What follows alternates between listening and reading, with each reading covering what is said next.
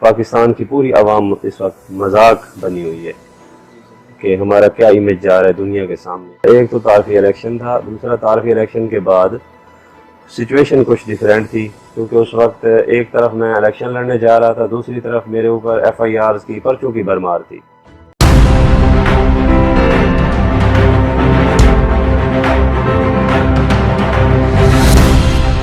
السلام علیکم۔ آج جس شخصیت سے ہم آپ کی ملاقات کروانے جا رہے ہیں وہ کسی بھی تعارف کی محتاج نہیں ہے۔ وہ لیا میں 2 بار MNA کا الیکشن بھی جیت چکے ہیں۔ ان کا تعلق ایک مذہبی گھرانے سے ہے۔ جی ہاں، میری مراد پیر سید ثقلین شاہ بخاری صاحب سے ہے۔ السلام علیکم پیر صاحب۔ وعلیکم السلام ورحمۃ اللہ وبرکاتہ۔ سب سے پہلے تو عید مبارک۔ جی مہربانی، خیر مبارک، آپ کو بھی عید کی مبارک ہو۔ کیسی طبیعت ہے؟ ماشاءاللہ جی شکر الحمدللہ، جی اللہ پاک کا کرم ہے، اور جو ٹائم بھی گزر رہا ہے اللہ تعالیٰ کا کرم ہے، اچھا گزر رہا ہے انشاءاللہ۔ سر، میرا پہلا کویشچن آپ سے یہ ہے کہ والد صاحب کی کون سی ایسی بات ہے جو آپ کو اکثر یاد آتی ہے؟ ویسے تو جو ہے والدین جو ہے یہ اللہ تعالیٰ کی طرف سے ایک انمول جو ہیں وہ تحفہ ہیں اور اثاثہ ہیں۔ والدین چاہے والد ہو یا والدہ ہو، اس کا کوئی نعم البدل ہے ہی نہیں۔ تو میرے والد صاحب جو ہیں علیہ الرحمہ، اللہ تعالیٰ ان کے درجات بلند فرمائے، ان کی مغفرت فرمائے، بہت ہی اعلیٰ شخصیت کے مالک تھے۔ میں نے جو اپنی زندگی میں جتنے لوگ دیکھے ہیں، جن سے میں ملا ہوں، ان سب میں سے میں نے منفرد شخصیت اگر کسی کو پایا ہے نا، تو دینی لحاظ سے، اخلاقی لحاظ سے، سیاسی لحاظ سے، ہر اعتبار سے وہ پیر سید خورشید احمد شاہ صاحب بخاری رحمۃ اللہ علیہ کی شخصیت ہے۔ سارا جو فیض ہے ان کا ہے، اور میرے دادا محترم پیر سید حاجی غلام اکبر شاہ صاحب رحمۃ اللہ علیہ اور میرے والد صاحب رحمۃ اللہ علیہ کی کافی ساری باتیں ہیں جو بہت زیادہ میں سمجھتا ہوں کہ وہ قابل تقلید تھیں، قابل تعریف تھیں، مجھے آج بھی یاد ہے۔ لیکن ان کا ایک خاص طور پر جو ان کی ایک بات تھی وہ نماز کے متعلق تھی کہ نماز پڑھنی ہے، اور اس نماز کے متعلق وہ ہمیں پیار سے بھی کہتے تھے اور سختی سے بھی کہتے تھے۔ تو بس ان کی یہ بات بڑی منفرد تھی، اور میں سمجھتا ہوں کہ جو انہوں نے بچپن سے عادت ڈالی ہے ہمیں نماز والی، الحمدللہ رب العالمین، تو وہ عادت اللہ تعالیٰ کے فضل و کرم سے آج بھی قائم ہے، اور اللہ تعالیٰ ہمیں صراط مستقیم پر رکھے، ہدایت پر رکھے۔ انسان بہت ساری جو ہے وہ ان سے خطائیں ہو جاتی ہیں، ہم بھی انسان ہیں، اللہ تعالیٰ درگزر فرمائے۔ سر، آپ نے حفظ کے بعد دنیاوی تعلیم کہاں تک حاصل کی؟ جی میں نے اللہ تعالیٰ کا شکر ہے کہ قرآن پاک حفظ کیا تھا، اور ارلی سٹیج میں، ارلی ایج میں ہی میں نے کیا تھا قرآن پاک حفظ۔ میرے والد صاحب کی میں خواہش تھی کہ میں حافظ قرآن بنوں، اور مجھے یاد ہے کہ میرا جو ہے ایڈمیشن جو ہے داخلہ جو ہوا تھا وہ حسن عبدال کیڈٹ کالج میں ہوا تھا۔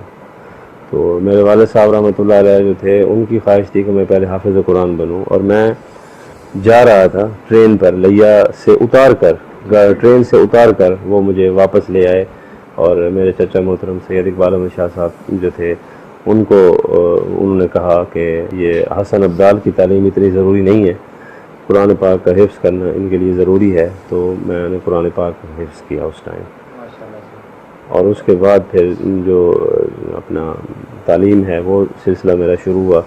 میں نے گریجویشن کی الحمدللہ BZU سے، لا گریجویشن سٹارٹ کی تھی بس، لیکن میری وہ انفارچونیٹلی 1-2 سبجیکٹ میرے جو ان کے میں ایگزام نہیں دے سکا تھا، تو وہ وہیں پہ رہ گیا سلسلہ۔ پھر چونکہ پالیٹکس میں جو ایک سلسلہ اور روحانی سلسلہ، اس وجہ سے وہ میری تھوڑی سی نامکمل، تو آپ یوں سمجھ لیں کہ میری کمپلیٹ گریجویشن انشاءاللہ، اور پھر لا گریجویشن کا میں اسٹل طالب علم ہوں ابھی۔ سیاست میں آنے کا آپ کو والد صاحب کی طرف سے بھی مشورہ تھا؟ نہیں، انہوں نے تو سیاست کو ترک کر دیا تھا۔ پہلے الیکشن لڑے تھے، اللہ تعالیٰ نے انہوں کامیابی عطا فرمائی تھی، تو جو حالات واقعات تھے ان کے مزاج کے برعکس تھے، روحانی طبیعت کی حامل تھے وہ، تو انہوں نے تو خیر بات کہہ دیا تھا، بھرے میلے سے انہوں نے خیر بات کہا تھا کہ یہ میرا کام نہیں ہے اس کے، لیکن چونکہ ہمارا ایک سیاسی گھرانہ تھا تو ہمیں اس چیز کی ضرورت تھی، ہمیں پتہ تھا کہ یہ سلسلہ انشاءاللہ دینی دنیاوی خدمت کا یہ چلنا ہے، تو پھر ہم نے مطلب وہی سلسلہ شروع کیا اور پھر اللہ تعالیٰ نے کامیابی عطا فرمائی. تو بظاہر ہم یہی سمجھتے ہیں کہ جو کام اللہ تعالیٰ انسان ایسے نہیں کرتا. سوچ اچھی ہونی چاہیے, سوچ جو ہوتی ہے وہ خدمت خلق کی ہونی چاہیے. تو اللہ تعالیٰ پھر راستے بھی بناتے ہیں, اللہ تعالیٰ پھر ڈیوٹی پر مامور بھی فرما دیتے ہیں. تو یہ اللہ تعالیٰ کی طرف سے میں سمجھتا ہوں کہ یہ ڈیوٹی تھی کہ آپ نے یہ ڈیوٹی دینی ہے. اور پھر انشاءاللہ اس پر جب ہم فیلڈ میں آئے, پھر پولیٹکس کا باقاعدہ آغاز کیا, تو میں اپنے آپ کو خوش قسمت سمجھتا ہوں کہ یہاں کے ہماری عوام نے ہمیں ہمیشہ ہر موڑ پر بھرپور سپورٹ کیا. سر, سیاست میں آنے کے لیے آپ نے نون لیگ کا ہی انتخاب کیوں کیا؟ میں آپ کو بتانا چاہتا ہوں کہ جب میں پڑھ رہا تھا, اسٹڈی کر رہا تھا نا, اس وقت میرا سب سے فیوریٹ جو سبجیکٹ تھا وہ پاک اسٹڈی یا ہسٹری, یہ چیزیں ہوا کرتی تھیں. تو میرا شروع سے ایک ذہن تھا, مطالعہ تھا, اور میں نے دیکھا ہے کہ یہ جو ملک بنا ہے کس طرح بنا ہے, اور پھر اس کے بعد اس ملک میں کن کن لوگوں نے خدمات سر انجام دیے ہیں, کیا کیا سلسلہ چلتا رہا ہے, کیا ہے. تو پھر اس وقت میں نے دیکھا سیاسی حوالے سے قائد اعظم ایک ایسی شخصیت تھے جو ماشاء اللہ اتنی ان کے اندر اہلیت تھی, ہمت تھی کہ وہ انہوں نے مسلمانوں کو ایک ملک کا تحفہ دے دیا, پاکستان کا. پھر اس کے بعد ذوالفقار علی بھٹو, وہ بھی ایک اچھے لیڈر تھے.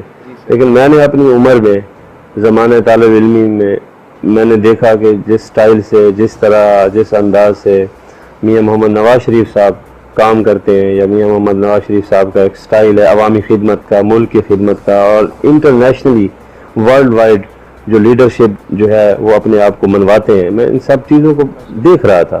دیکھنے کے بعد پھر میں نے سوچا کہ اگر خدمت کرنی ہے تو ایک پلیٹ فارم ہے, اور وہ مسلم لیگ کا پلیٹ فارم ہے, میاں نواز شریف صاحب کا پلیٹ فارم ہے. اس سے جو ہے لوگوں کی خدمت کی جا سکتی ہے اور دعائیں لی جا سکتی. سر, کوئی ایسی پالیسی بھی نون لیگ کی تھی جس سے آپ اختلاف رکھتے ہو؟ دیکھیں, پالیسیاں تو ہوتی رہتی ہیں, اختلافات تو ایک گھر میں بھی ہو جاتے ہیں, لیکن ہمارا کوئی اس طرح کا کبھی اختلاف نہیں ہے ہوا کہ خدا نخواستہ کہ کوئی ایسی بات ہوئی ہو کہ جو مطلب میں عام سمجھیں کہ ہمارے ملک کے خلاف ہو, آئین کے خلاف ہو, لوگوں کی جس میں جو ہے وہ بیٹرمنٹ نظر نہ آ رہی ہو. باقی نجی مسئلے مسائل یہ چیزیں پارٹیوں کے اندر چلتے رہتے ہیں, تو چیزیں ہوتی تھیں. لیکن اللہ تعالیٰ کا شکر ہے کہ پہلے دن سے اسٹل ناؤ اب تک جو ہے جو بات بھی ہم نے اپنی پارٹی کے سامنے کی ہے تو انہوں نے مطلب ہمارے مطمع نظر کو, نقطۂ نظر کو تسلیم بھی کیا ہے, سنا بھی ہے. تو میرا تو ہمیشہ نصب العین یہی رہا ہے کہ اپنے عوام کی خدمت, اپنا ضلع ڈسٹرکٹ جو ہے لیا, اس کی بیٹرمنٹ, اس کی ترقی کے لیے, اس کی جو ہے اپ گریڈیشن کے لیے کام کیا جائے. تو اس کے لیے میں سمجھتا ہوں کہ ہمارے ادوار میں جس دور میں میں ممبر قومی اسمبلی رہا ہوں تو جتنی بھی ترقی ہوئی ہے الحمدللہ رب العالمین, اس میں میری کوشش ایفرٹ تو ضرور ہے, لیکن اس ساری کارکردگی میں مسلم لیگ, میاں نواز شریف صاحب, میاں شہباز شریف صاحب کا ہاتھ ہے. کہ وہی بات ہے جو آپ نے کوشچن کیا ہے کہ وہ انہوں نے ہماری بات کو سنا ہے, تسلیم کیا ہے, اور اس کے ثمرات آج آپ کے سامنے ہیں. سر, لیا میں آپ نے ماشاءاللہ بہت ساری ڈیولپمنٹس کروائی ہیں, سہولیات دلوائی ہیں. کچھ لوگوں کا کہنا یہ بھی ہے کہ آپ نے پیر جگی کو شہر اور کوٹ سلطان کو قصبہ لکھوایا, کیا یہ سچ ہے؟ نہیں, پیر جگی شریف ماشاءاللہ شہر جو ہے وہ ہے, ترقی اس نے ضرور کی ہے, مگر چونکہ کوٹ سلطان جو ہے وہ ایک بہت ہی پرانا اور قدیمی شہر ہے, تو پہلے تو یہ چیز جو ہے اس کا کوئی اگر پروف ہے کوئی سامنے لایا جائے کہ میں نے قصبہ لکھوایا ہے, یہ کیسے ہو سکتا ہے کہ ایک شہر کو میں قصبہ لکھوا دوں اور قصبے کو لکھوا دوں. تو یہ تو ایک سیاسی بات تھی جو شاید ہمارے مخالفین نے کوئی بات اس طرح کی ہو, اور وہ اس سے اندازہ لگایا جا سکتا ہے کہ ہمارے جو سیاسی مخالفین ہیں وہ لوگوں کو کس طرح کی باتیں کرتے رہتے ہیں, ان کا کیا سٹائل ہے. جبکہ دوسری طرف ہماری الحمدللہ کارکردگی سب کے سامنے ہے. آپ میڈیا بیٹھے ہیں, آپ ایک قسم کا آپ اس وقت آئینہ ہیں, تو آپ ہر چیز کو خود بھی دیکھتے ہیں, ہمیں بھی دکھا رہے ہیں. پہلے یہ اس میں کوئی حقیقت نہیں ہے. باقی رہا کوٹ سلطان کی ترقی کی بات, تو میرے حلقے میں 3 تو بڑے شہر تھے, لیا, چوک اعظم اور کوٹ سلطان. تو الحمدللہ جو مجھ سے ہو سکا ہے फेडरल लेवल पर मुझे आप बताएं कोट सुल्तान में कौन सी ऐसी गली है जहाँ पर गैस न पहुँची हो, कौन सा ऐसा घर है जहाँ पर गैस न पहुँची हो, कौन सा ऐसा मोहल्ला है जहाँ पर ट्रांसफार्मर न लगा हो, जहाँ पर बिजली न लगी हो। कोट सुल्तान सिटी का माशाल्लाह आप मेन रोड देख लें। उसके बाद मसले मसाइल, क्योंकि वक्त के साथ साथ आबादी में इजाफा हो रहा है, मसाइल बढ़ते जा रहे हैं, तो चीज़ें होती, जब हम आगे चलते हैं तो पीछे से फिर मसाइल शुरू हो जाते हैं। तो ऐसा नहीं है, पीर जगी मेरा होम टाउन है, कोट सुल्तान मेरा भी होम टाउन है, और मैं कोट सुल्तान को हमेशा, कोट सुल्तान की आवाम को, मेरे दोस्तों को मैं हमेशा याद रखता हूँ और अपना असासा समझता हूँ। सर, आप भी 2 हलकों से इलेक्शन लड़ने का सोच रहे हैं? नहीं, अभी तो मैं ये देख रहा हूँ कि इलेक्शन होने कब हैं, और जब होंगे फिर ही सोचेंगे भी लड़ना है, 2 हलकों से लड़ना है, क्या करना है, एक से लड़ना है, क्योंकि सारी चीज़ें उस वक्त ऑन दी ग्राउंड जो है, ऑन दी स्पॉट देखी जाती हैं। तो अभी तो कोई ऐसी बात नहीं है। तो इंशाअल्लाह अज़ीज़ लोगों की मोहब्बतें हैं, लोगों का इसी तरह प्यार रहा, उनका एतमाद रहा, तो वो फिर ज़ाहिरी बात है, ये सारी चीज़ होती है आवाम की मोहब्बत को मद्देनज़र रख कर ये फ़ैसले होते हैं। तो मैं तो उस वक्त जो आवाम का फ़ैसला होगा उसको मद्देनज़र रखूँगा, जिस तरह वो कहेंगे मुझे, इंशाअल्लाह फिर मेरा जो है प्लेटफार्म, सियासी प्लेटफार्म जो है उसी तरह होगा। बाकी MNA का इलेक्शन तो मैंने लास्ट भी कंटेस्ट किया है, तो इंशाअल्लाह उसके लिए हमारी पूरी तैयारी है, फोकस है, और इंशाअल्लाह उसके लिए हम अभी से अपनी एफर्ट कर रहे हैं। सर, माशाल्लाह से आप 2 बार मुसलसल इलेक्शन जीते हैं और इस बार आप नहीं जीत पाए हैं, तो उसकी आप क्या समझते हैं, आपकी नाकामी की वजह क्या थी? देखिए, इलेक्शन तो मैं समझता हूँ कि मैं ज़िंदगी में ना कोई इलेक्शन हारा ही नहीं हूँ, जो मैं समझता हूँ। और उसकी दलील ये है कि जब मैंने पहली दफ़ा कंटेस्ट किया तो 2002 में, वो मेरा एक तो तारफ़ी इलेक्शन था, दूसरा तारफ़ी इलेक्शन के बाद सिचुएशन कुछ डिफरेंट थी, क्योंकि उस वक्त एक तरफ मैं इलेक्शन लड़ने जा रहा था, दूसरी तरफ मेरे ऊपर FIRs की, पर्चों की भरमार थी, और मैं फिर जो है उस वक्त इस कोशिश में था कि मैं इलेक्शन लड़ लूँ। तो फिर अल्लाह ताला ने मुझे उसमें कामयाबी दी, तो मैं समझता हूँ कि वो भी मेरी जीत थी, इलेक्शन लड़ जाना, और वो मेरी जीत थी। फिर उस वक्त मैंने जो इलेक्शन नामसाइद हालात में लड़ा, 8-10 दिन की कैंपेन थी मेरी, और उसमें 41,000 वोट मुझे मिले थे। और उसके बाद तो फिर माशाल्लाह मेरे वोटों में इजाफा हुआ है, वोटरों में भी, सपोर्टरों में भी, चाहने वालों में भी इजाफा हुआ है, तो उसमें 2 मरतबा कामयाबी भी मिली है। और जो हालिया इलेक्शन का जो रिज़ल्ट है, ये तो मैं समझता हूँ कि ये मेरी नाकामी नहीं है, मेरी जीत है। अगर इखलाकी लिहाज से इंसान हारता है तो दुख तकलीफ ज़रूर होता है कि भाई ये इलेक्शन था, हम हारे हैं, लेकिन ये तो हर किसी को पता है, मुझसे ज़्यादा आप लोग जानते हैं कि ये किस तरह का इलेक्शन था, ये इलेक्शन था या सिलेक्शन थी। तो उस आप ये देखेंगे रात को 25 जुलाई को 2 बजे तक तो हम इलेक्शन जीत रहे थे, और मेरी 2400 वोटों की लीड थी, जो मेरे पास रिज़ल्ट आज भी है कि मैं उस टाइम जीत चुका था। लेकिन फिर हमारे नताइज को किस तरह तब्दील किया गया, हमारे वोट्स को किस तरह बोगस किया गया, फिर उसके बाद रिज़ल्ट हमारा किस तरह बनवाया गया, ये वो सारी चीज़ें हैं कि जो हर बंदा समझ रहा है। लेकिन अल्लाह ताला की ज़ात पर हमने फ़ैसला छोड़ा है, तो इंशाअल्लाह अज़ीज़ मैं आवाम की मोहब्बतों का तो शुक्रगुज़ार हूँ कि मैं इलेक्शन हारा नहीं हूँ। तो इंशाअल्लाह बाकी फिर जब मौका आएगा तो हमारी तरफ से जो काम, खिदमत का सिलसिला जहाँ रुका हुआ था, फिर इंशाअल्लाह वहीं से शुरू होगा। सर, MNA के इलेक्शन में सबसे कम उम्र तरीन आप MNA रहे हैं, ये क्या सच है? जी, ये 2008 के इलेक्शन में जब मैं कामयाब हुआ था और मैं असम्बली पहुंचा था, तो उस वक्त मुझे एक तो ये कामयाबी का एजाज़ मिला था, और दूसरा ये एजाज़ भी मुझे मिला था कि सबसे जो है कम उम्र तरीन जो 2-3 लोग थे, और भी मेरे कुलीग जो मेंबर कौमी असम्बली मुंतखब हुए थे, उनमें मैं भी शामिल था। तो ये बात बिल्कुल हकीकत है, कम उम्र जो था मैं उस वक्त, और अल्लाह ताला ने उस वक्त। सर, PTI की हुकूमत की अब तक की कारकर्दगी कैसी है? इस कारकर्दगी की तो पोजीशन ये है कि हुकूमत न ज़मीन पर नज़र आ रही है, न कहीं फ़िज़ा में नज़र आ रही है, पता ही नहीं है हुकूमत है कहाँ, हुकूमत चला कौन रहा है। जो حکومتی پالیسیاں ہیں بن کہاں رہی ہیں اور امپلیمنٹ ان پر کون کروا رہا ہے، یہ وہ ساری چیزیں ہیں جو کوسچن مارک ہیں. اور اس طرح کی جمہوریت، اس طرح کی حکومت بہت شرمناک ہے. تو پاکستان کی پوری عوام اس وقت مذاق بنی ہوئی ہے کہ ہمارا کیا امیج جا رہا ہے دنیا کے سامنے. آج آپ دیکھ لیں کہ مہنگائی اتنی ہو گئی ہے، افرا پروری اتنی ہو گئی ہے، کرپشن جو کہ مطلب ناسور ہے اور کبھی ختم نہیں ہوئی، 1000% زیادہ وہ کرپشن اب بڑھ چکی ہے. تو بس میں تو یہی کہہ سکتا ہوں کہ اللہ تعالیٰ ان کو ہدایت دے، یہ نیچے دیکھیں، عوام کو دیکھیں. ہمارا جو ملک ہے بہت ہی نچلے طبقے کا ملک ہے. یہاں پر لوگوں کے ایسٹ اور جو اثاثہ جات ہیں وہ ان کا کوئی یہ نہیں ہے کہ کوئی 2 سال 5 سال کے لیے ان کے پاس چیزیں جمع ہیں. دن کو کمانے والا رات کو اپنے بچوں کو کھانا کھلاتا ہے. تو جب وہ روزی نہیں کر سکے گا تو اس کو کہاں سے یہ ساری چیزیں میسر آئیں گی؟ تو حکومت کو اس چیز میں سوچنا چاہیے. تو ہم تو ابھی دیکھ رہے ہیں کہ چلو جس طرح کی یہ حکومت بنی ہے، چلو جو بھی ان کو مینڈیٹ دلوایا گیا ہے تو اب یہ کچھ کریں، ڈیلیور کریں، کام کریں. تو لیکن مجھے یہ بات جو ہے بڑی حیرت ہوتی ہے کہ لوگ کمپیریزن کرتے ہیں کہ سابقہ حکومت میاں نواز شریف صاحب کی لیڈرشپ اور ان کی حکومت کی کارکردگی.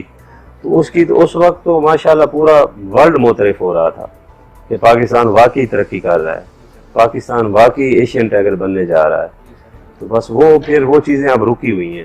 اب ہم تو یہ چاہتے تھے کہ وہی سلسلہ آگے چلتا، سی پیک آگے چلتا، پاکستان میں ترقی ہوتی، لوگوں کو روزگار ملتے، لوگوں میں خوشحالی آتی، ملک کا انفراسٹرکچر بہتر ہوتا.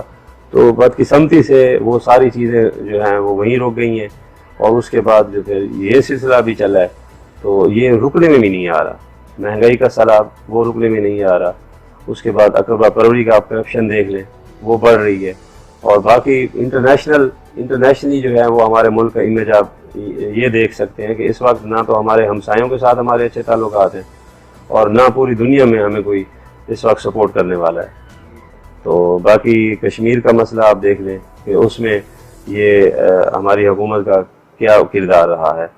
پہلے تو وہاں پہ ایک خاموشی تھی، چلو کچھ نہ کچھ امن تھا. یہ اب جو ہے ہماری، میں سمجھتا ہوں کہ لیڈرشپ کی ناقص پالیسیوں کی وجہ سے پاکستان کے تو جو حالات ہیں، ہم روکھا سوکھا کھا رہے ہیں، گزارا کر رہے ہیں. کشمیر کی جب ہم صورتحال دیکھتے ہیں، ہمارے مسلمان بھائی ہیں تو ان کی حالت دیکھ کر بہت افسوس ہوتا ہے. سر پاکستان کا سب سے بڑا دشمن اگر ایک لفظ میں بتایا جائے تو کون ہوگا؟ پاکستان کا جو سب سے بڑا دشمن ہے، آپ دیکھ لیں کہ پاکستان ایک ایسا ملک ہے کہ جس کسی نے بھی میلی آنکھ کی طرف اس کو دیکھا ہے تو وہ اللہ تعالیٰ نے اس کو وہ عبرت دی ہے. اندر سے ہی ایسے لوگ بیٹھے ہوئے ہیں جو ملک کو کھوکھلا کر رہے ہیں.